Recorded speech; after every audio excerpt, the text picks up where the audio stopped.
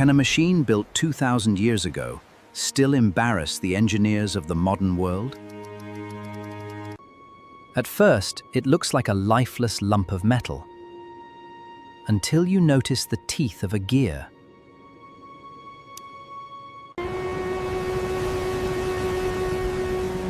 To understand what it was, we must follow one ordinary diver. A storm had pushed a group of Greek sponge divers toward the small island of Antikythera. One diver descended expecting sponges. Instead, the seabed slowly revealed the remains of an ancient catastrophe. Bronze bodies, marble horses, and broken cargo appeared through the gloom like victims frozen in time. The divers had discovered a Roman-era shipwreck, carrying treasures from a world lost nearly 2 millennia earlier. Among the spectacular statues was one object so ugly and damaged that almost nobody considered it important. Then the crusted mass opened, and inside it appeared something that should not have been there. A scholar recognized a gear wheel, carefully divided, mechanically connected, and unmistakably ancient. The craftsmanship looked centuries ahead of the age in which archaeology said it had been made.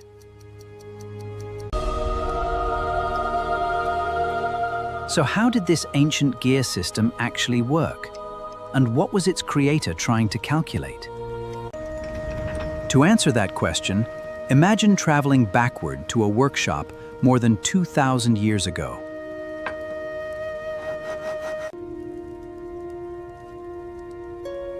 We do not know the maker's name, where he lived, or who paid him to build it. But we can still read the decisions he left behind, in every circle, tooth, and engraved line.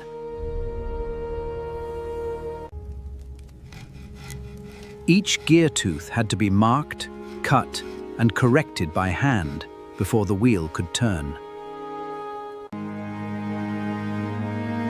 There were no digital measurements or electric motors.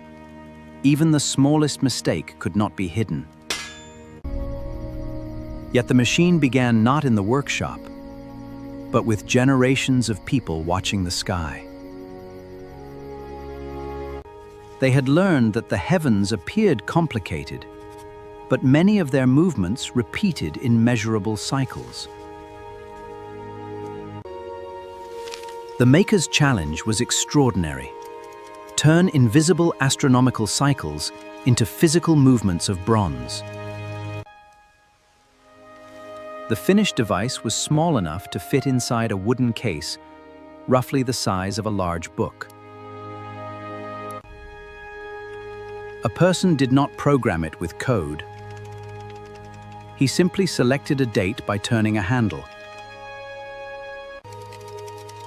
That single human movement traveled through multiple gear trains, each converting it into a different calculation.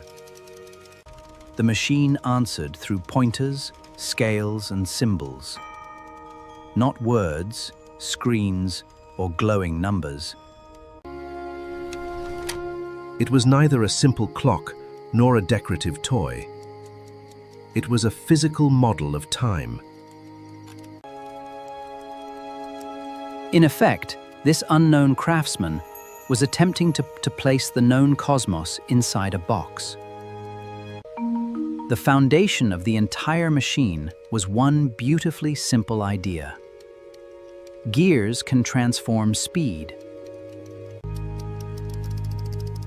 By choosing the number of teeth, the maker could encode a mathematical ratio directly into metal. On the front, circular scales represented the calendar and the sun's apparent journey through the zodiac. One pointer showed where the sun should appear against the constellations on the selected date.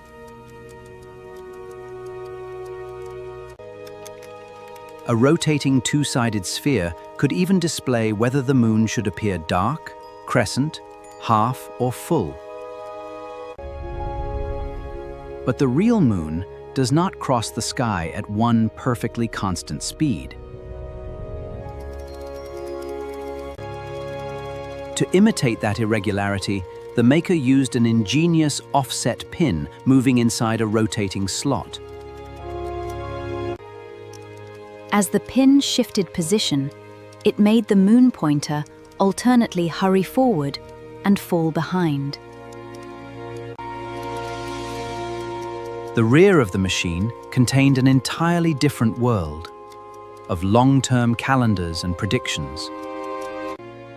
The upper spiral followed 235 lunar months, the number that closely matches 19 solar years. This relationship allowed lunar months and solar years to return to almost the same starting point.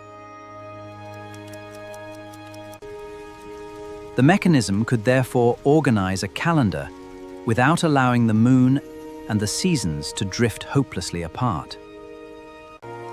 One smaller dial also tracked the recurring cycle of major Greek athletic festivals.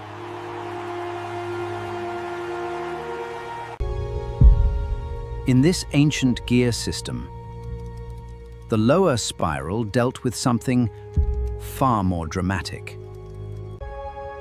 After 223 lunar months, eclipses return in a pattern called the Saros cycle.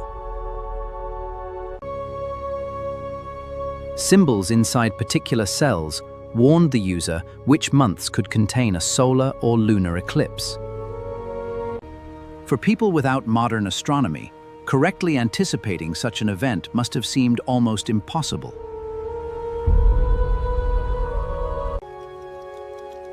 But the machine was not performing magic.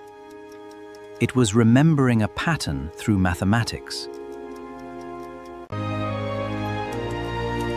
Every wheel was a stored equation, and every moving pointer made that equation visible.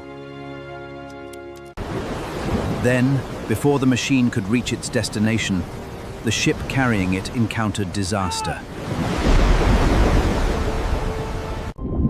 The wooden case collapsed, the bronze corroded, and the sea compressed its delicate parts into broken masses. For nearly 2,000 years, salt, pressure, and chemical reactions slowly erased the machine's original form. Today, the remains are divided into 82 fragments, and only about 1/3 of the original survives. Researchers can identify 30 surviving bronze gears, but the complete machine almost certainly contained more. Across its surfaces were thousands of tiny Greek characters, part label, part astronomical guide, and part instruction manual. It was an ancient astronomical computer. It revealed a complex system of lost Greek technology. X-ray computed tomography exposed gears, shafts, and writing that had remained hidden for centuries. Even a broken arc of teeth could reveal the original size and mathematical purpose of a wheel. Gradually, the rear calendar and eclipse systems emerged from what had once looked like meaningless corrosion. But the front remained the greater mystery, because most of its gears and displays had disappeared. The remaining inscriptions, however, preserved numerical clues connected with the known planets and their repeating movements. To an observer on Earth, the planets sometimes slow, stop, and temporarily reverse their direction. One leading modern reconstruction shows how compact gear trains might have reproduced those complicated planetary cycles. Nested tubes could carry several different rotations through the same center without the pointers colliding. The result would have been a miniature mechanical display of the ancient Greek cosmos. This planetary reconstruction is persuasive, but much of the original front mechanism remains physically missing. Working replicas show that ancient tools could produce the parts, provided the craftsperson possessed exceptional patience and skill. It separates what survives from what evidence allows us to propose. This 2,000-year-old computer predicted the sky. Let's uncover how these ancient gears actually worked. When a reconstruction finally turns, the corroded archaeological puzzle becomes a living calculating machine again. The Antikythera Mechanism needs no aliens, lost super-civilization, or supernatural explanation to make it extraordinary. It represents accumulated human knowledge, observation, mathematics, and craftsmanship meeting inside one carefully planned object. The person who understood the heavens may not have been the same person who cut the gears. This machine may preserve the work of an entire intellectual and technical tradition. Try aligning these gears. It fits perfectly. Yet nothing equally complex survives from the many centuries immediately following it. Technology does not always advance in a straight line. It can fragment when people, institutions, and skills disappear. The materials changed, but the principles survived.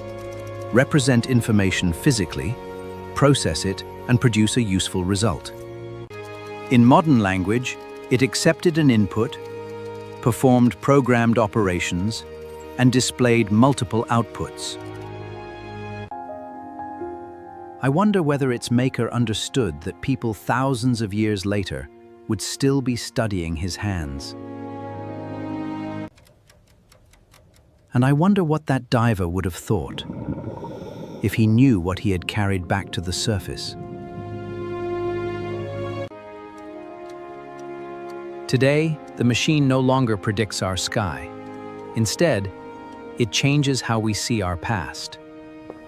It proves that ancient engineering was not primitive. It was sophisticated, experimental, and deeply human. Which forgotten technology should Voltfolk investigate next? Share your choice and your theory in the comments.